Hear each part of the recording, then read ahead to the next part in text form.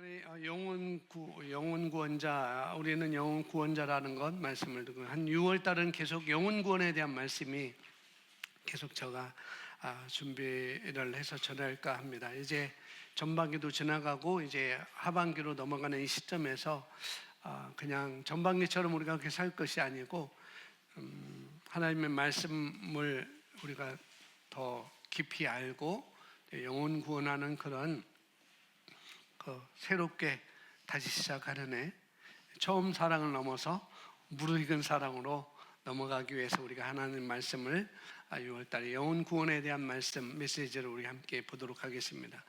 사도행전 10장은 아주 중요한 사도행전에 있어서 또 하나님의 계획에 있어서 아주 중요한 한 장이라고 이렇게 볼 수가 있습니다. 9장은 사도 바울이 사울이라는 사람이 이제 바울로 이제 이름을 바꿔서 하나님 나라를 위해서 하나님을 핍박하고 예수 그리스도를 핍박하는 그런 사람이어서 이제 예수 그리스도를 증거하는 사람으로 바뀌어졌는데, 그들은 유대인이었고 로마 시민이었고 이중 국적을 갖고 있던 사람이었죠.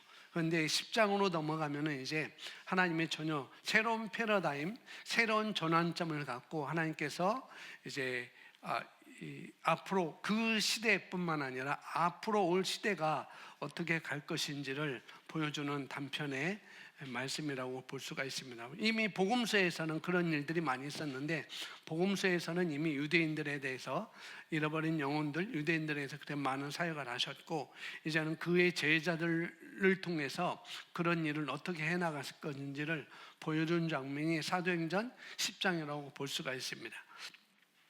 여기 제가 9절부터 15절, 16절까지 써놨는데요. 우리가 잘 알고 있는 말씀이기 때문에 그냥 설명을 드려도 이렇게 될 것 같습니다. 본문 말씀 읽지 않고. 베드로가 어느 날 오후 3시쯤에 환상을 보게 되죠. 오후 3시니까 지금부터 이제 오후 3시에 환상을 보게 되는데, 갑자기 하늘에서 그릇, 보자기가 내려오는 거죠. 그 보자기가 내려오는데 그 보자기 안에는 베드로가 환상을 보는데 그 보자기 안에는 율법에서 금하는 것, 율법에서 먹지 말라는 4발 가진 동물 중에서, 짐승 중에서 굽이 갈라진 것, 그 다음에 먹지 말라는 하늘에 나는 새들과 그런 것들을 그런 것들이 담겨진 걸 보죠. 그래서 하나님은 이제 내가 그걸 먹어라 라고 이렇게 얘기를 하는데, 베드로가 저는 지금까지 그런 거를 먹은 적도 없고 또 이건 먹을 수도 없습니다 라고 이렇게 그 소리에, 이제 주님의 음성에 그런 대답을 하게 되죠. 그런데 또 이제 성경에 보면은 3번 이렇게 그 주님이 천사가 말했는지 주님 말했는지 소리가 있다고 그러니까 그렇게 얘기를 하는데, 보자기에 있는 음식을 먹으라고 했는데 그 베드로는 이 부정한 것을 내가 먹을 수 없어요. 먹지도 않고, 율법으로는 그것은 우리가 금한 것이기 때문에 율법의 말씀을 거스리는 것이고 또 하나님께 죄 짓는 일이기 때문에 제가 먹을 수 없습니다 라고 이렇게 얘기했는데, 주님은 똑같은 질문을 3번이나 하셨던 것을 볼 수가 있습니다. 그리고 베드로는 똑같은 질문에 똑같은 대답을 또 이렇게 하게 되죠. 이걸 내가 먹어라 라고 하니까 나는 먹지 못합니다. 나는 안 먹을 거예요. 나는 안 먹어요. 내가 먹으면 이건 안 되는 것입니다. 율법에 그걸 금했기 때문에 난 율법을 지켜야 됩니다 라고 이렇게 하는데, 계속 그렇게 말하는 3번을 먹으라고 말씀하셨고, 또 베드로는 나는 안 먹습니다, 나는 거절하겠습니다 라고 이렇게 말하는데, 주님께서 베드로에게 한마디를 하게 되죠. 하나님께서 깨끗하게 하신 것을 이렇게 몇 절인가 하면은, 이게 이제 그 땅에 있는 각종 4발 가진 짐승과 기는 것과 공중에 나는 것들이 있더라. 또 소리가 있어요. 베드로야 일어나 잡아먹어라 하거늘. 베드로가 이르되 주여 그럴 수 없나이다. 속되고 깨끗하지 않은 것을 내가 결코 먹지 아니하였나 하는데, 또 2번째 소리가 있어 하나님께서 깨끗하게 하신 것을 내가 속되하다 하지 말라 이렇게 말하죠. 하나님께서 깨끗하게 하신 것을 내가 속되하다 하지 말라. 하나님께서, 그러니까 쉽게 말하면 하나님께서 먹으라는 건 내가 먹어야지 뭔 잔소리 있냐, 그렇게 말하는 거죠. 그리고 이런 일이 3번 있으니 그 그릇이 곧 하늘로 올려져 가니라라고 이렇게 말씀이 이렇게 되어 있습니다. 깨끗하게 하신 거야. 하나님께서 깨끗하게 했는데 왜 내가 자꾸 부정하다고 하느냐? 다시 말하면 그냥 먹으라는 얘기죠. 기존까지의 베드로의 패러다임, 베드로의 생각은 율법을 따라 이 부정한 음식은 먹으면 안 되는 거였었어요. 그건 정확한 말씀에서 나와 있으니까 베드로가 한 말도 틀린 건 아니라는 거죠. 그런데 주님께서는 이제 베드로에게 그 가지고 있던 사고방식, 그 고정관념에 대해서 다시 풀어주는 거죠. 그 갖고 있던 고정관식, 이건 먹으면 안 돼. 율법에 이건 먹으면 죄를 짓는 거고 율법을 거스르는 거니까 그럼 나는 죄인이 되는 것이지 라고 해서 그걸 부정하다고 먹지 않았던 것이죠. 그렇기 때문에 베드로는 그걸 먹을 수 없다고 생각을 했습니다. 그런데 10장 1절에 보면 똑같이 고넬료라는 백부장, 로마 군인이었죠. 백부장, 쉽게 말하면 지금 나라 한 군인의 이제 중대장 정도, 소대를 이끄는 그런 4개 소대를 이끄는 중대장이었는데 그 고넬료가 똑같이 그 환상을 보게 돼요. 12시에 환상을 보게 됩니다. 그런데 성경에 보면 10장 1절에 보면은 이 고넬료는 경건한 사람이라고 이렇게 말하고 있고, 또 구제를 많이 하는 사람, 아주 선행을 많이 하는 사람이었고, 또 진리에 대해서 궁금히 여기는 그런 사람이라고 이렇게 성경은 말하고 있습니다. 또 그 당시에 있던 많은 유대인들, 믿는 사람들을 많이 도왔고, 교회도 이렇게 잘, 예배당도 회당도 잘 이렇게 이끌어갈 수 있도록 도움을 주었던 사람이었다는 거죠. 근데 오후 3시경에 그 고넬료가 환상을 보게 됩니다. 이제 베드로라고 한 사람을 너희 집에 초대해라. 베드로는 지금 고넬료가 있는 거기로부터 굉장히 먼 거리에 욥바라는 시몬의 집에 머물러 있었어요. 이제 그 환상을 이제 이 고넬료가 그 음성을 듣게 되고, 이 고넬료가 그 환상을 보고 이제 종을 보내서, 자기의 종을 부하들을 보내서 이제 욥바에 있는 베드로를 데리러 가게 하죠. 그리고 그 고넬료가 본 환상 이후에 이틀 후에 여기 이제 우리가 9절부터 봤던 그 베드로에게 반 환상이 이틀 후에 베드로에게 나타나는 거예요. 그러니까 고넬료가 있던 그 장소하고 베드로가 있던 장소, 그 욥바는 뭐 이틀 후에니까 좀 거리가 있었던 것을 볼 수가 있죠. 이 종들이 베드로를 만나기 위해서 가는 거리가 그만큼 되지 않았을까라는 그런 생각을 할 수가 있겠고요. 이제 고넬료가 그런 환상을 이제 보게 되죠. 그리고 고넬료가 종을 보내서 베드로를 데려갔고, 고넬료가 환상을 본 이후 이틀 후에 12시에 정오 12시에 베드로는 그 환상을 보면서 무슨 이야기인지, 도대체 하나님께서 왜 이것을 나에게 보여주셨지? 왜 이것을 먹으라고 하지? 왜 이것을 먹으라고 하지? 그런 말씀을 들을 때 3번이나 나는 못 먹습니다 라고 이렇게 얘기했다는 거죠. 그러니까 하나님께서 말씀하신 그것을 이해하지 못했다는 거예요. 베드로 생각으로는 왜 먹으라고 하지? 이게 도대체 어떤 의미지? 왜 하나님께서 왜 나에게 이것을 보여줬지? 그런 것들을 이해하지 못했다는 것이죠. 그렇게 무슨 이야기인지 알지 못할 때 베드로는 그 환상에서 이제 깨어나게 됩니다. 그리고 고넬료가 보낸 종들을 만나게 되고, 그리고 고넬료를 이렇게 해서 만나게 오라 하니까 이제 고넬료가 있는 그곳에 이제 가서 이제 고넬료에게 말씀을 전해주고 성령이 내려온 것을, 자기가 사도행전 1장 8절에 받았던 그 오순절 성령의 역사를 똑같이 이 고넬료에게 말씀을 전하자, 이 고넬료에게 그 가정들의 모든 사람들에게 똑같이 성령이 임하는 것, 오순절날에 임했던 성령이 임하는 것을 이 베드로가 이제 보게 되는 것이죠. 그러면서 베드로가 그때 봤던 환상이 어떤 환상인지 이제 비로소 어렴풋이 알게 돼요. 이것 때문에 하나님께서 그것을 그렇게 보여주셨구나라고 이렇게 알게 되죠.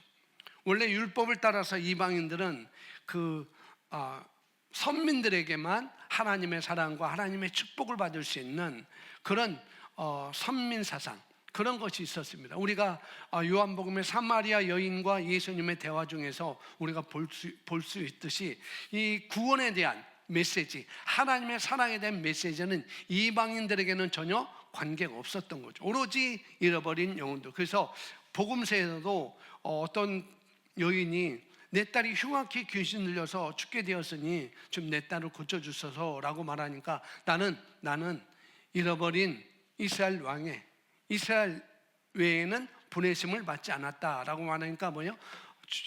개들도 제 주내상에서 부스러기를 먹습니다라고 해서 비로소 그 말을 예수님이 듣고 내 믿음이 크도다 해서 딸을 구원을 얻게 되는 거죠.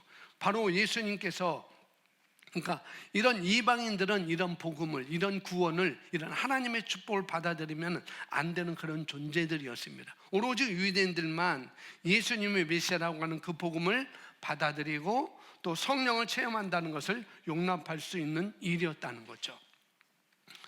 그 당시는 이걸 잘 몰랐을 수 있었겠지만, 그런데 사도인 베드로는 이방인들의 구원과 그들로 인하여서 그들에게도 성령을 받아서, 그들도 성령을 받아서 그리스도가 자녀가 된다는, 그리스도의 자녀가 될 수 있다는 것을 인정할 수가 없었던 거죠. 그래서 나는 먹을 수 없습니다 라고 그렇게 했던 것이죠. 그런데 하나님이 환상을 보여주시면서 이제 고넬료를 만나게 해주시고 말씀을 전할 때 성령이 내려와서 오순절날 경험한 그 성령을 그들도 똑같이 경험하는 것을 보면서 어떻게 해요? 베드로는 이제 새로운 패러다임을 발견하게 되는 것이죠. 하나님의 그 축복, 하나님의 그 구원은 우리 유대인들에게만 해당되는 거 아니고 이방인들에게도 똑같이 그 성령을 충만을 받는 것은 우리 유대인뿐만 아니라 이방인들에게도 성령 충만을 받게 되는구나 라는 것들을 깨닫게 됩니다. 그러니까 기존의 율법을 따라 안 된다고 했던 것들, 율법에 의하면은 우리는 되고 너희는 안 돼, 그런 것들을 베드로가 그런 것들. 근데 예수님께서 승천하시고 또 성령님이 내려오시고 그 환상에 따라서 새로운 패러다임이 나오게 되는 것이죠. 이 새로운 패러다임은 뭐냐면 유대인에게 있었던 그 복음, 그 축복, 하나님의 사랑, 이건 유대인에게만, 이스라엘에게, 유대인에게만 적용됐던 그 구원이, 그 하나님의 축복이, 그 구원이 하나님께서 이제 이방인들에게도 전혀 선택받지 않는, 이제 아브라함의 조상이 아닌, 대대로 아브라함의 조상이 아닌 이방인들에게도 확장을 한다고 하는 그런 패러다임의 전환이 그날 베드로에게 일어나게 된 것이죠. 그날 이후부터 예루살렘 교회들이 이제 이방인들에게도, 유대인뿐만 아니라 이방인들에게도 구원이 임하기 시작하고 성령님이 내려오셨다는 그런 얘기를 듣기 시작하고, 그 외에는 헬라인들에게, 그 이외에는 또 다른 지방, 모든 다른 지방에도 이방인들이 구원을 얻었다는 말씀을 듣게 돼서 이제 바나바와 바울을 그 지역으로 파송하게 돼요. 그 지역이 바로 어디냐면 안디옥이라는 그런 도시였습니다. 그렇게 1년 동안 이 바울과 바나바가 이 안디옥에 가서 어떻게 1년 동안 성경을 가르치자 그때부터 그리스도인이라는 특별한 단어들이 이방인들 입에서 나오기 시작하는 것이죠. 그 이방인들이 안디옥에 있는 특별한 사람들, 이 유대인들, 예수님 믿는, 메시아를 믿는 그 그리스도를 믿는 사람들에게 지어준 이름이었습니다. 뭔가 달라. 안디옥에 있는 그 교회에 있는 그 성도들이 뭔가 달라. 그리스도를 믿는 사람들이 뭔가 달라. 이 사람들은 뭔가 달라. 이들의 사고방식은 뭔가 달라. 이들의 사는 삶이, 이들의 말이 뭔가 달라. 그리고 그들이 선택하는 것이 뭔가 달라. 그 하나님의 자녀들이 살아가는 방식들이 안디옥이라고 하는 그 죄인들의 삶 가운데서 독특하게 일어난 것을 보게 된 것이죠. 뭐냐면은 우리도 이 시대에 살면서 우리가 저 사람은 가능하지 않아, 저 사람 내가 복음을 전해도 내가 저 사람 하나님의 사랑을 전해줘도 저 사람은 가능하지 않은 것 같아요. 저 사람은 그런 사람일지라도 결국은 그 사람도 구원의 대상이라는 것, 그걸 우리에게 말씀을 해준다고 이렇게 볼 수가 있습니다. 그래서 우리가 복음을 전하고 제자를 만들고 글쎄 몸을 완성하게 되는 그런 일들이, 새로운 패러다임이 지금 이 시대에 하나님께서 움직이고 계신 그 흐름 가운데 우리가 있는 것을 볼 수가 있다는 것이죠. 베드로가 그 시대에 그 가운데 있었어요. 그래서 베드로에게 그것을 말씀해 준 것이죠. 우리에게도 똑같이 그렇습니다. 저 요한복음 3장 1절에 보면 이렇게 말씀하면, 그런데 바리새인 중에 니고데모라 하는 사람이 있으니 이는 유대인의 지도자라라고 이렇게 말씀하고 있고, 2절에 그가 밤에 예수께 와서 이르되 라삐여, 우리가 당신은 하나님께로부터 오신 선지자인 줄 아나이다. 하나님이 함께 하시지 아니하시면 당신이 행하시는 이 표적을 아무도 할 수 없음이니이다 라고 말하면서 3절에 말합니다. 함께 있습니다.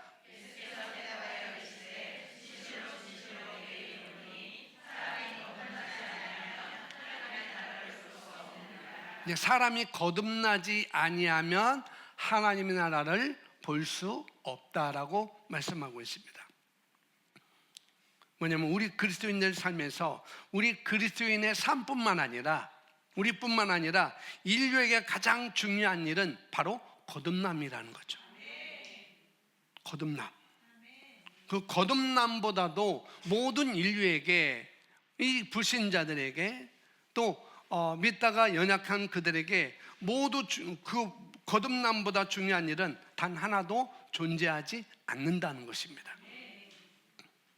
니고데모가 어느 날 예수님을 찾아오게 됩니다. 니고데모는 우리가 봤던 것처럼 유대인의 지도자라고 그랬어요. 그래서 예수님 만나서 예수님이 하는 의미들을 알고 싶었는데, 예수님이 그 하시는 일들을 알고 싶었었는데 행하시는 이 표적을 아무도 알 수 없습니다. 그래서 그것을 알고 싶었어요, 니고데모가. 그래서 다른 사람의 눈치를 봐서 밤에 몰래 예수님을 찾아가서 물어보게 됩니다. 예수님, 아까 했던 그 말씀, 아까 전했던 그 말씀, 아까 보였던 그것이, 그 말씀이 무엇입니까? 어떻게 하면 우리가 천국을 볼 수 있습니까? 라고 물어보는 게죠. 근데 예수님은 한 가지 대답을 합니다. 예수님께서는 니고데모에게 거듭나지 아니하면 하나님 나라를 볼 수 없느니라 라고 말씀하시죠. 그러니까 율법을 지키고 선한 일을 행하고 말씀을 가르쳤던 그 니고데모가 예수님께 하시는 말씀을 듣자 무슨 말인지 이해할 수가 없어요. 사람이 거듭나지 아니하면 하나님 나라를 볼 수 없다고? 도대체 이 말을 이해할 수가 없었던 거죠. 마치 베드로가 3번이나 보여줬던 그 환상을 이해하지 못했던 것처럼 이 니고데모도 도대체 예수님이 거듭나야 된다고? 그걸 이해하지 못했어요.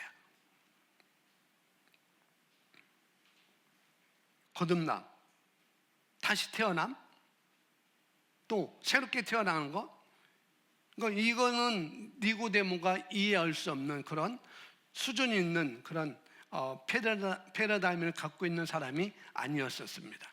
유대인의 지도자였지만. 그걸 물어봤어요. 그럼 어떻게 내가 거듭날 수 있습니까?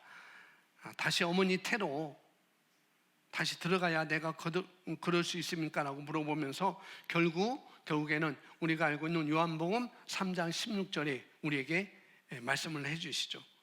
우리 외워보겠습니다. 하나님이 세상을 이처럼 사랑하사 독생자를 주셨으니 이는 그를 믿는 자마다 멸망하지 않고 영생을 얻게 하려 하심이라. 듣는 자마다 믿는 자마다 멸망하지 않고 영생을, 믿는 자마다 영생하는 것, 믿는 자마다 거듭나게 되는 것, 믿는 자마다 새로운 생명을 가지고 탄생하는 것. 그래서 하나님이 이 땅에서 부르심을 살 수 있게 거듭나게 되는 것. 그러니까 모든 인류의 가장 중요한 첫 번째 소식은 거듭나는 것입니다. 우리가 거듭나는 것이죠. 그러니까 거듭나지 않으면은 아까 말했듯이 하나님 나라를 볼 수 없어요. 거듭나지 않으면은 하나님의 영광, 하나님의 임재, 말씀의 실제가 나타내질 수가 없다는 얘기라는 거죠. 우리 모든 거듭난 그리스도인들은, 예수를 영접한 그리스도인들은 언젠가 이 육체를 떠나는 그 순간이 있을 것입니다. 물론 우리가 살아있을 때 예수님이 공중 재림하시면은 우리가 살아있는 상태로 예수님과 공중에서 만나겠지만은, 그러나 기본적으로 대부분 우리가 죽게 되면 우리의 본향, 우리의 본토, 하나님의 왕국 시온이라는 곳에 우리가 다 이르게 될 것입니다. 이것은 의심할 수 없는, 의심을 가질 수 없는 자연적인 원리인 것이죠. 믿는 사람들은 하나님의 왕국 시온에 이를 것이고, 믿지 않는 사람들은 어떻게 해요? 마귀와 사단을 위해서 준비한 지옥, 영원한 불못에 들어가게 될 것이고, 이건 자연적인 원리입니다. 그리고 우리는 거기서, 우리가 하나님의 자녀, 우리가 거듭났으니까, 거듭나지 않으면 하나님 나라를 볼 수 없는, 들어갈 수 없다. 우리가 거듭났으니까 이제는 우리는 하나님 나라를 들어갈 수 있는 존재가 된 것이죠. 그래서 우리는 거기 가서 영원히 살 거예요. 새로운 육신은 있고 새하늘과 새 땅에서 살게 되지만은, 그러나 영원이라는 시간이 우리에게 남아 있는 거라는 거죠. 거기 가서 영원히 사는 것도 있지만, 이 땅에서 이 유한한 삶이지만은 영적으로는 우리는 영생을 가진 자들이잖아요. 영생을 얻은 자들이잖아요. 그래서 근데 지금 그래서 우리가 영원이라는 시간이 우리에게 남아 있는 거라는 거죠. 그런데 지금 시간이 소중한 이유는 뭐냐? 지금 우리에게 이 시간이, 이 목숨이 붙어 있는 이 시간이, 이 세상이 중요한 이유는, 소중한 이유는 뭐냐? 영혼 가운데 살고 있는 우리가, 어차피 영혼 가운데 우리가 살 거지만, 영혼이 살 거지만은 우리가 육신을 입고 이 땅에 있는 시간은 제한되어 있다는 것입니다. 우리는 한 번밖에 없고 남아있는 시간이 점점 줄어들고 있어요. 그죠? 이만큼 있는데 제가 물을 마시면은 물이 줄어드는 것처럼 우리에게 영원한 시간이 주어졌지만은, 그러나 우리는 그 시간이, 이 땅의 시간이 점점점 줄어들고 있다는 거죠. 그리고 점점 줄고 있는데도 불구하고 갑자기 예수님이 데려오시면은 끝나는 거예요. 우리에게는 모두 다 제한된 시간이 있습니다. 그러나 제한된 시간이 있다는 건 뭐냐면은 가치가 있다는 거예요. 삶의 가치가 있다는 것. 가치가 있다는 얘기는 우리가 그 시간 동안에 가치 있는 이 삶 가운데서, 나의 삶 가운데서 우리가 얼마나 영향력을 발휘해서, 거듭난 자로서 우리가 영향력을 발휘해서, 그러니까 하나님께서 거듭나게 한 목적, 나를 자녀 삼아 주신 목적, 나에게 영생을 주신 목적, 나는 이 시기에, 이 세대에, 이 가정에서, 이 직장에서 그 사람들과 함께 우리가 부딪히면서 목적과 부족과 이유와 살게 하는 그 이유가 있다는 거죠. 그 사람들과 부딪히면서 다 이유가 다 있다는 것입니다. 거듭난 사람이라면 누구나 하나님의 목적에 따라서 정확하게, 정확한 시기에, 정확한 장소에 태어났다는 것입니다. 그래서 거듭남이 중요한 거예요. 거듭남이 없다면 삶의 목적이 없고 이 땅에 있는 시간을 허송세월하다가, 물론 많은 부를 축적했겠지만, 그러나 허송세월을 살다가 영원히 지옥에 가게 될 것입니다. 그러나 거듭난 우리는 영원히 있는 그 천국, 우리가 갈망하는 그곳에, 그 천국에 우리가 다 가게 될 거라는 거죠. 그렇지만은 우리 부르심에 따라서, 태어난 목적에 따라서, 우리가 어디서 태어났는지 그 목적에 따라서 무언가를 할 수 있는 시간은 지금밖에 없다는 것입니다. 그래서 우리가 성장하고 확장하고 배가하는 일, 복음 전하고 제자를 삼고 교회를 세우는 일은 너무나 중요한 일이라는 거죠, 이 땅에서.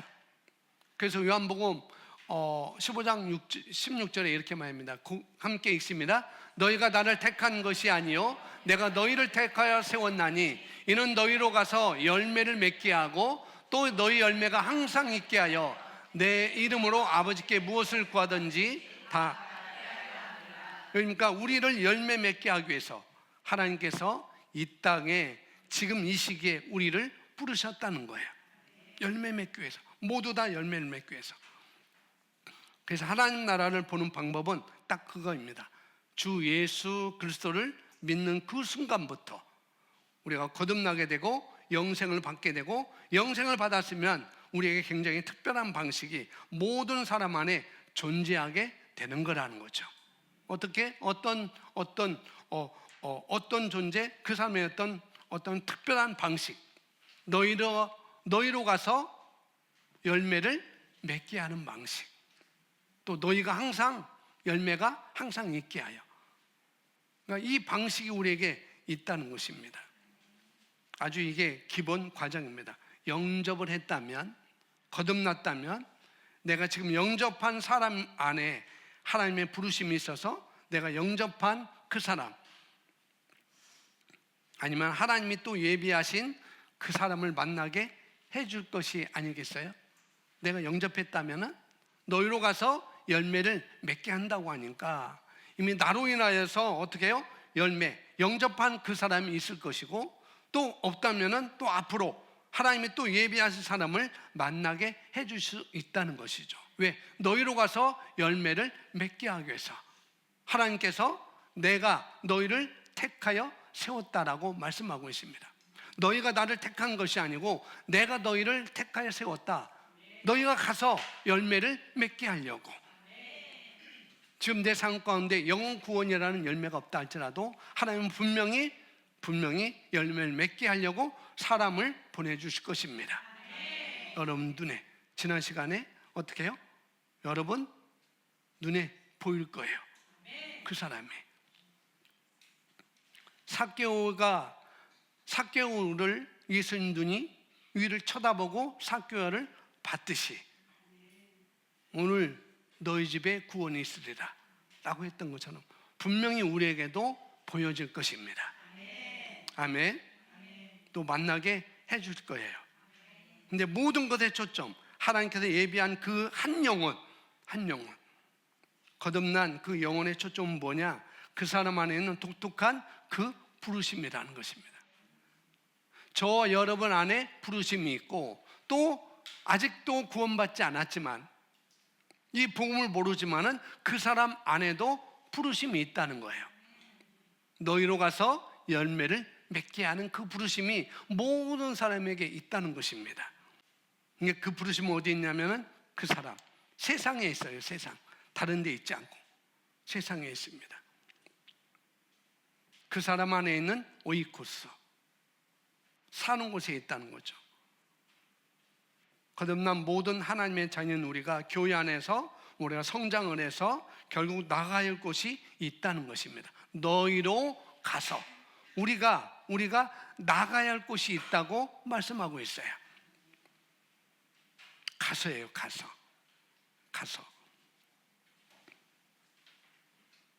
우리가 성령으로 거듭나서 교회 안에서 성장을 하고 훈련을 받고 이렇게 하다 보면 나중에 이 사람은 세상에 나가서 자기 안에 있는 부르심을 이루어야 된다는 것이죠. 그 말씀을 여기서 하고 있어요. 자신의 오이코스, 사는 곳에서 그것을 이루어야 되는 시기가 그 시기가 지금인 것이고, 내 목숨이, 내 생명이 있는 시간이라는 것이죠. 근데 사실은 저와 여러분의 오이코스, 내가 사는 곳, 이 땅에서 그 부르심을 이룰 수 있는 기회는 딱 한 번밖에 없다는 거죠. 두 번이 없습니다. 한 번밖에 없어요. 그때가 지금 이 숨쉬는 지금 이 시간이라는 거예요. 숨쉬. 우리 각자 불러신 그 오이코스가 다 다를 수도 있습니다. 직장이 또 다를 수도 있고, 사람이 다를 수도 있고, 내가 하는 일이 다를 수도 있고, 그러니까 우리가 사는 곳이, 내가 일하는 곳이 그 오이코스가 다 다르다는 거죠. 그런데 그 오이코스에 예수님이 오셨다는 것, 그걸 우리가 인정을 하는 것이죠. 그 오이코스에, 내가 사는 곳에 하나님께서 자신의 아들 독생자를 이 땅에 보낸 이유예요. 예수님도 정확하게 그분의 오이코스에서 그분의 일을 이루시고 천국에 가셨습니다. 똑같이. 그래서 요한복음 3장 5절에 이렇게 말씀하시죠. 같이 있습니다.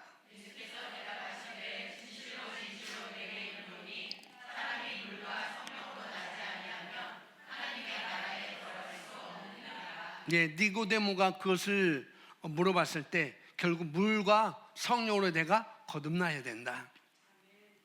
물과 성령으로 거듭나지 않으면 하나님 나라에 들어갈 수 없느니라라고 말씀하고 있습니다. 결국은 물과 성령으로 거듭나야 된다는 거죠. 하나님의 말씀과 성령으로 거듭난 모든 사람들은 그 부르심을 그리고 또 가지고 있다는 것이죠. 우리는 모두 다. 성육신하신 예수님 목적은 거기에 있습니다. 그 사람들로 말씀과 성령으로 거듭나게 해서 하나님 나라에 들어갈 수 있도록 하는 것. 저는 중학교 3학년 마칠 때 나이로는 친구이고 학교로는 1년 선배 양진만이라는 친구에게 제가 전도를 당했습니다. 제가 굉장히 당했어요. 그리고 저희 동네 저희 마을에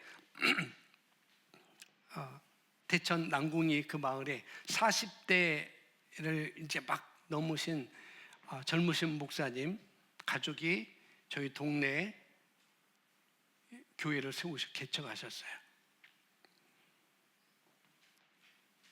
근데 저희 가정은 무속신앙과 유교 사상으로 이렇게 전통적으로 내려왔던 그런 집안이었고 아버지가 또 그 일을 하셨었어요. 그러니까 예수님과는 거리가 멀었죠. 제 할아버지가 예수님 안 것도 아니고 제 어머니, 제 아버지가 예수님 안 것도 아니고 제가 처음 예수님을 알게 된 것이죠. 그런 무속신앙과 유교 사상에 쩌들어 있던 그 가정에서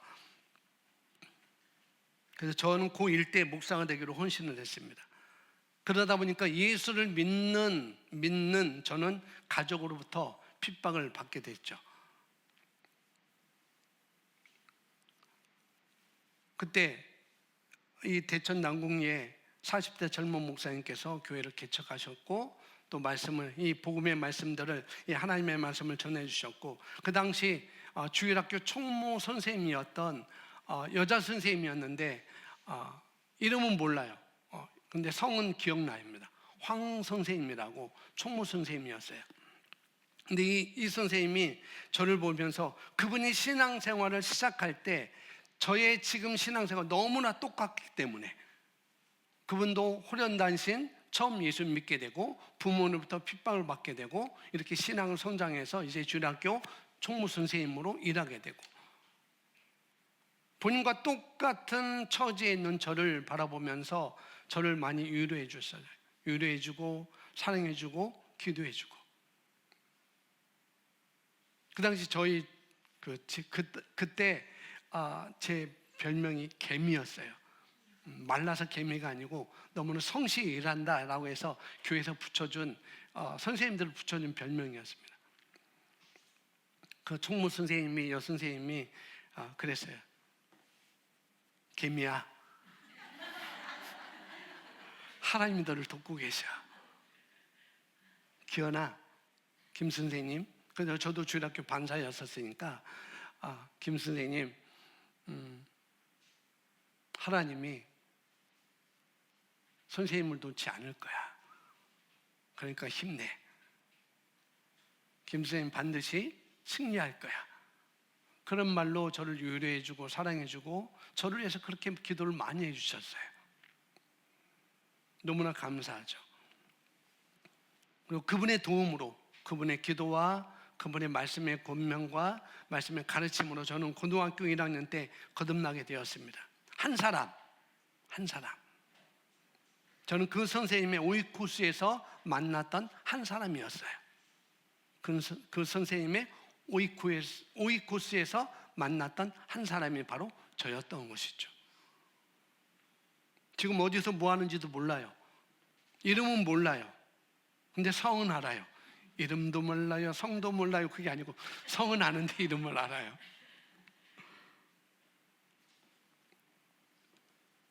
저를 처음 교회로 인도했던 친구 아니었으면, 또 그 선생님이 아니었으면 저는 여기에 없고, 그분이 아니었으면, 그 선생님이 아니었으면 저는 이 자리에 없었을 것입니다. 그럴 수 있었겠죠. 얼마나 소중한 사람입니까? 얼마나. 그분의 오이코스에서 저를 발견한 거예요. 저를. 그래서 저는 그분의 부르심이 뭔지 모르겠지만은 이런 차원에 볼 때 저는 그분의 부르심은 이루었다고 봐요. 그분도 몰랐을 거예요. 이 김기현이라는 그 학생이 성장해서 이렇게 하나님 나라를, 하나님의 말씀을 선포하고 성도를 온전케 하고 섬기는 일을 하고 교회를 세우는, 그리스도의 몸을 세우는 그런 제자들을 만드는, 그런 제자들을 키우는 그런 사람으로 바뀌었다는 것, 아마 그분은 지금도 모를 거예요. 예수님께서 누가복음 1장 31절에 이렇게 말합니다. 함께 있습니다. 보라, 내가 잉태하여 아들을 낳으리니 그 이름을 예수. 누구에게 한 말일까요? 누구에게 한 말일까요? 마리아에게. 예수님의 탄생에 대해서 얘기를 합니다. 그러니까 마리아의 부르심은 성령님의 능력으로 어떻게 예수님을 출산한 것이었습니다. 이게 마리아의 부르심이었어요. 출산하고 일정 기간 예수님을 돌보는 게 그 마리아의 부르심이었습니다. 예수님의 첫째이고 아마 최소한 남동생이 2명 있었고 여동생은 2명 정도 있었다라고 이렇게 보여요. 그러니까 마리아는 최소 5명의 이상의 자녀들을 돌봐야 하는 상황이었죠. 그게 마리아의 부르심이었습니다. 요셉과 정혼한 상태이지만은 하나님의 은혜를 힘입어서 성령으로 말미암아 어떻게 해요? 예수님을 잉태하고 출산하고, 예수님이 나중에 자라서 성장해서 인류의 구원을 이루고, 또 그리고 12제자를 부르시고 이 세계를 변화시킬 수 있는 그런 사람으로 이 마리아는 상상조차 못했을 것입니다. 그 마리아는. 그런데 본인의 부르심을 자기 자리에서 이 마리아는 이루었습니다. 어찌 그런 일이 내게 있을 수 있어요? 나는 사내를 알지 못하는 사람인데 어떻게 그 일이 내게 이루어질 수 있어요? 사람으로는 할 수 없는데 하나님으로서는 다 할 수 있어. 아멘, 아멘, 아멘 했던 것이죠. 그래서 본인의 부르심을 자기 자리에서 이루었고, 결국 마리아는 그 누구도 흉내낼 수 없는 그런 일을 이루고 천국에 간 것입니다. 그게 그녀의 부르심이었어요. 마리아의 부르심. 예수님도 33년이라는 인생을 사셨습니다. 14살까지 육신의 아버지인 요셉에게 목수의 일을 배웠고, 15살부터 30세까지는 이제 동생들과 어머니를 부양하게 됐고, 그리고 30세에 이제 하나님의 사역을 위해서 하나님의 자기에게 오신 목적, 인류의 구원을 위해서 이제 30세의 제자를 부르기 위해서 모든 마을을 다니신 거예요. 6일, 7일 날 우리 아이들이 포항에 배낭여행, 뚜벅이 여행을 갔습니다. 근데 얼마나 더운지요. 그렇게 더울 수가 없어요. 31도까지는 그런데 거기 걸어가는 거예요, 애들이. 그러면서 저는 그랬어요. 예수님이 각 마을로 가서 제자를 부르실 때 이런 뜨거움 속에서 가시지 않았을까? 물론 이스라엘 갔을 때도 그렇게 했지만, 이스라엘 우리가 성지순례 갔을 때도 그런 생각을 했었고, 이번 포항에 갔을 때도 너무나 더워서 아이들이 모래사장에 갔는데 너무 뜨거워서 막 뛰어오는 거예요. 발이 익을 것 같아.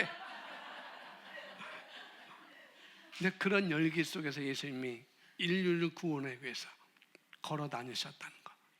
제자를 부르시고 제자를 키우시고 성장시키고, 그들로 인하여서 이제 전 세계에 퍼져서 소아시아 7교회에 퍼져서 또 바울을 만나게 해서 바울로 통해서 전 세계 유럽에 복음이 퍼지게 하는 그 부르심. 그래서 예수님, 하나님께서 내게 맡기신 영혼들에게 그분 자신이 할 역할을 정확하게 했습니다라고 고백하는 내용도 성경에서 볼 수가 있습니다. 그리고 마지막 3일 동안에 십자가에서 구원을 이루시고 다시 부활하셔서 우리에게 거듭남이라는 새로운 생명을 선물로 우리에게 주셨습니다. 누구든지 그를 믿는 자마다 멸망하지 않고 영생을 얻게 하려 하십니다. 그래서 영생을 얻는 자마다 그 부르심 가운데 걸을 수 있게, 예수님과 같이 그 부르심의 여정을 걸을 수 있게, 마리아처럼 그 부르심의 인생을 걸 수 있게, 이 육신의 유한한 생명, 그 삶 가운데서 유한한 삶 가운데서 그 목적을 정확하게 이루고 돌아갈 수 있게, 가치 있는 일을, 가치 있는 삶을 살 수 있게 본인의 목적대로 태어나서 돌아가는 그 영원한 그 천국으로 돌아가는 삶이 무엇인가라는 것을 예수님께서 그 일을 저와 여러분에게 보여주셨습니다. 이번 새로운 피조물 컨퍼런스 때 그런 얘기를 들었어요. 우리는 AFC 선교사 나눔에 우리는 거의 참석했었고, 그 이전에 그 NCM 스타트 교회라는 것, 제가 이제 목요일날 그 JMA 코치하는데 거기에 한 성도님이 이제 저에게 이제 코치를 받는데, 스타트 교회라고 하는 교회 리더분께서 그런 간증을 했대요. 본인이 취미가 있대요. 취미가 있는데 그 취미는 뭐냐? 그냥 잔디밭에 앉으면은 네이클로바를 찾는 것이 취미였답니다. 근데 결코 쉽지가 않았답니다. 이 네이클. 저도 이번에 포항 그 무슨 해수욕장?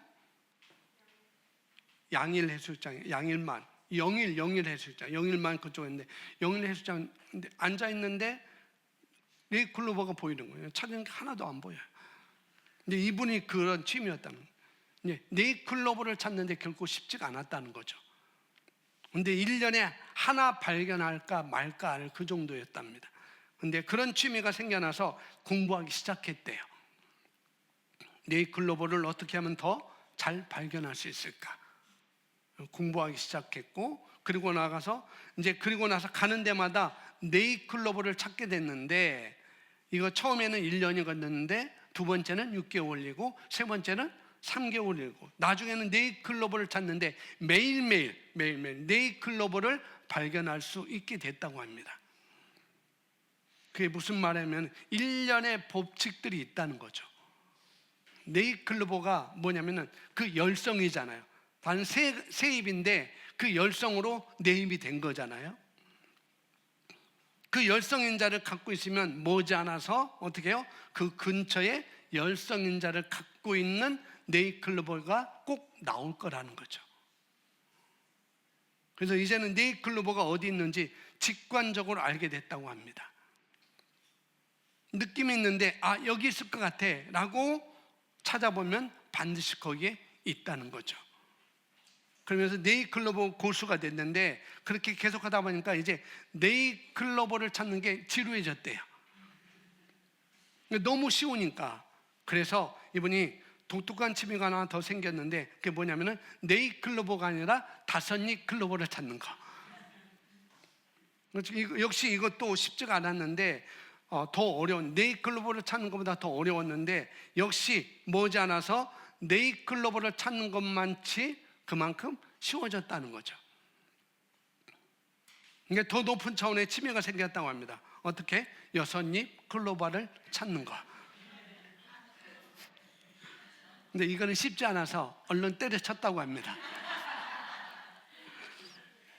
자, 이 얘기 뭐냐면은 하나님께서 내게 부르신 그 오이코스가 있다는 거죠. 세상이 있는데 그 세상에 하나님이 네이클로버를 숨겨 놓으셨다는 거예요. 여러분 오이코스에, 여러분 직장에, 여러분 주위에, 여러분 이웃에 그 네이클로버가 있다는 거죠. 숨겨져 있다는 거예요. 우리 안에서 하나님이 잃어버린 영혼을 구원하기 위해서 우리에게 우리 인생을 그곳에 두셨습니다. 저와 여러분의 인생을. 우리 때문에 둔 게 아니라 우리 주변에 있는 영혼 때문에 둔 거라는 거죠. 그래서 교회를 향한 하나님의 오리지널 플랜이 있어요. 계획이 있다는 거죠. 네잎클로버가 뭐 여기 있는데, 네잎클로버가 여기 있어요. 자, 여러분 그 오이쿠스에 저 네잎클로버가 숨겨져 있어요. 그걸 찾는 것입니다. 열성인자를 찾는 거예요. 자, 요한복음 3장 16절 함께 읽습니다.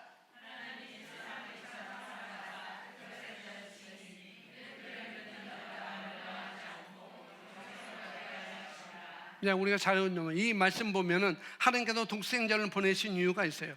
하나님이 자기 하나밖에 없는 외아들 독생자 예수님을 이 땅에 보내주셨는데, 왜 보내주셨냐면은 뭐예요? 이 세상을 사랑하셔서,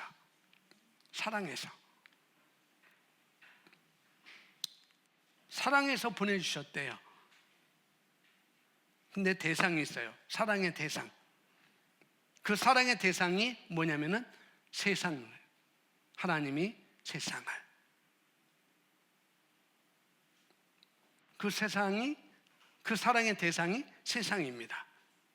그러니까 독생자가 오신 이유는 세상 때문이에요.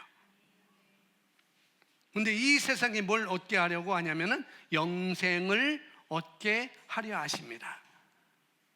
영생을 얻게 하려 하십니다. 그러니까 영생이라는 걸 얻게 하기 위해서 오셨다고 이렇게 말하고 있습니다. 거듭나게 하기 위해서래요.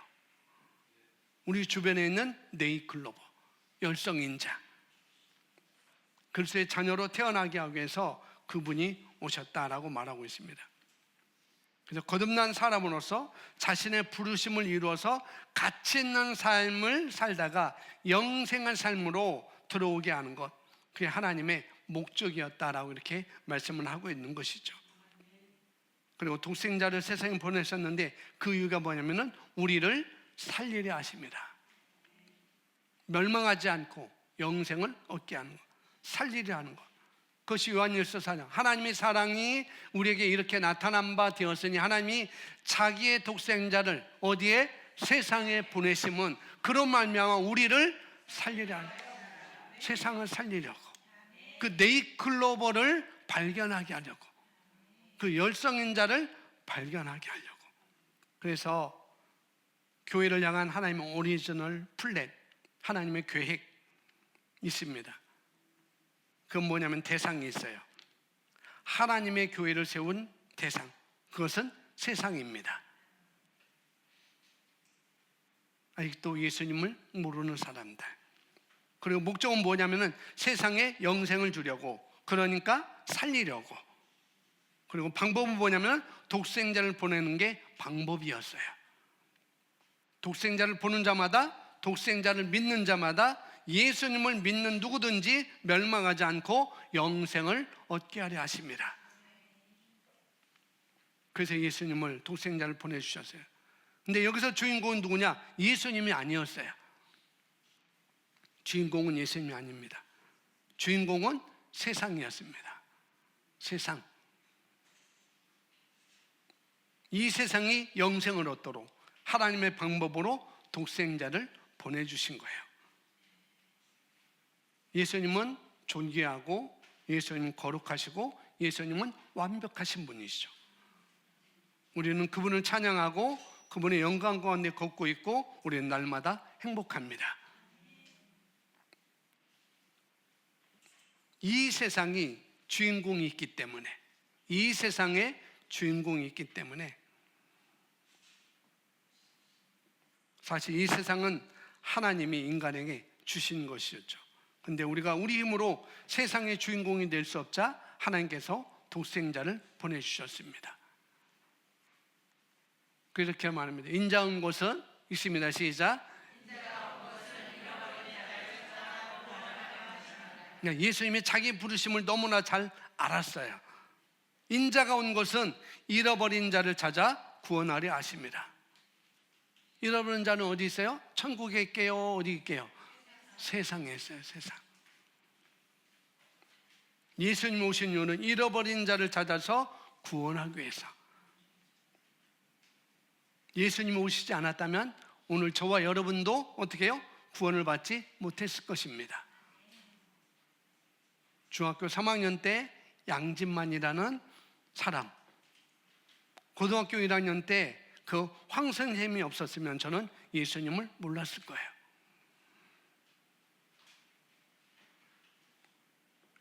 세상이 예수님을 만나는 방법은 하나밖에 없습니다. 그 방법은 우리를 보는 것입니다. 우리를. 양진만을 하나님이 보신 것이고, 그 황성예임이라는 분을 하나님이 보신 것이고, 이 사람의 오이코스에 누가 있는지, 그 황성쌤의 오이코스에 네잎클로버가 누군지, 그 네잎클로버는 그 양진만이라는 그 지금 목사님인데, 연수동에 만수동에 목회하는데, 그 양진만이라는 그 친구의 오이코스 네잎클로버는 바로 저였다는 거죠. 황 선생님의 네잎클로버는 바로 저였습니다. 아마 여러분도 똑같을 것입니다. 그런데 이제 우리 세상에 저와 여러분의 오이코스에 네잎클로버가 있다는 거죠. 그 네잎클로버를 내가 발견하는 것입니다. 누가 대신해 주는 거예요? 옆에 교회가 해주지 않습니다. 그 옆에 교회가 해주지 않습니다. 저 밑에 교회가 해주지 않아요. 우리 교회가 해야 되는 거예요. 우리 성도님들이 해야 되는 것입니다. 이제 이 땅에 있는 이 세상이 예수님 믿고 구원을 얻는 방법은 우리밖에 없다는 것이죠. 그래서 고린도후서 5장 18절에 이렇게 말씀하고 있습니다. 함께 고백하겠습니다.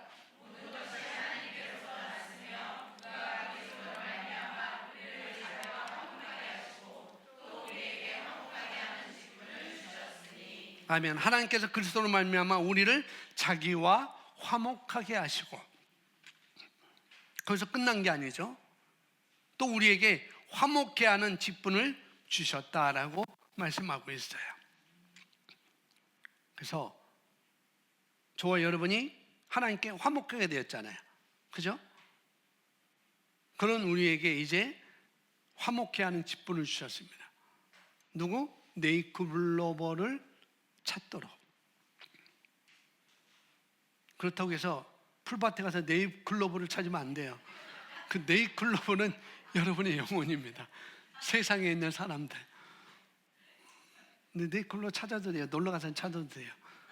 네잎클로버 풀을 찾으면서 그 가운데 복음을 전할 수 있는 사람을 찾으면 더 200%겠죠. 200%. 모든 것이 하나님께로부터 났으며 그가 그리스도로 말미암아 우리를 자기와 화목하게 하시고 또 우리에게 화목하게 하는 직분을 주셨으니, 그러니까 모든 그리스도인의 사명이라는 거죠. 화목케 하는 사역을 우리 모두가 받았습니다. 모든 성도가 다 화목케 하는 사역의 직분을 받았고 그 일을 위해서 우리가 부름을 받았다는 것이죠. 그래서 영혼구원에 우리가 전하는 이 복음의 핵심적인 그 원칙은 바로 세상을 하나님께서 예수 그리스도를 통해서 화목하게 하셨다는 것. 죄들을 뭐 나중에 이렇게 또 이제 19절 이렇게 쭉 보면은 죄들을 그들에게 돌리지 아니했다라고 말해요. 죄들을 그들에게 돌리지 아니하시고 그리스도께 돌리심으로 말미암아 우리를 화목하게 하셨기 때문에, 저와 여러분의 죄를 우리에게 돌리지 않고 예수님께 돌리심으로 말미암아 우리를 화목하게 하셨기 때문에 우리가 전하는 이 복음의 소식은 좋은 소식이고 기쁜 소식인 것입니다. 하나님께서 이런 방법을 선택하셨어요. 세상의 구원이 완성되도록, 네잎클로버를 찾도록. 아멘. 그 사명이 우리에게 주어졌고 내가 살아있는 동안 우리는 그 일을 할 수가 있습니다. 우리가 아니면은 그들은 하나님과 화해할 수 없고 화목하게 될 수 없어요. 거듭날 수가 없습니다. 하나님 나라에 들어갈 수 없습니다. 그 나라는 너무나 좋은 나라고 풍성한 나라고 부유한 나라고 기쁨의 나라고 행복의 나라입니다. 우리만 갈 것이 아니라 그들로 갈 수 있도록 우리에게 부르심을 주셨다는 것, 그걸 믿고 이 시간 함께 기도하겠습니다. 아직도 내 주변에 네잎클로버, 하나님 그 네잎클로버, 정말 말도 안 듣는 네잎클로버, 바늘로 찔러도 아프다고 하지 않는 그 네이클로버. 그렇지만 예수님이 나에게 오신 것처럼 몇 년 전에 그 누군가가 나에게 오셔서 예수님을 교회로 향하게 한 그 사람, 그 사람의 네이클로버가 바로 저였습니다. 그리고 오늘 저는 이 자리에 있습니다. 나는 나의 삶에서, 내가 사는 곳에서, 내가 만나는 사람에게서 이 네이클로버를 찾아서 나와 같이 천국에 들어갈 수 있도록 내가 그렇게 하겠습니다. 내가 하나님의 말씀을 구차하게 전하지 못할지라도 내가 만난 예수님, 그리고 내가 사는 이 기쁨, 안디옥 교회에 살았던 그 그리스도인들이 어떻게 살았으면 그리스도인이다, 예수님처럼 그들은 살아가고 있구나, 예수님처럼 그렇게 말하고 있구나, 예수님처럼 그렇게 생활하고 있구나 라고 말했던 것처럼 내 모습을 통해서 그들이 하나님을 볼 수 있도록 내가 하나님의 말씀에 정말 다가가고 하나님의 말씀을 더 장착하고 하나님의 말씀을 살아내는 그런 자로 살겠습니다.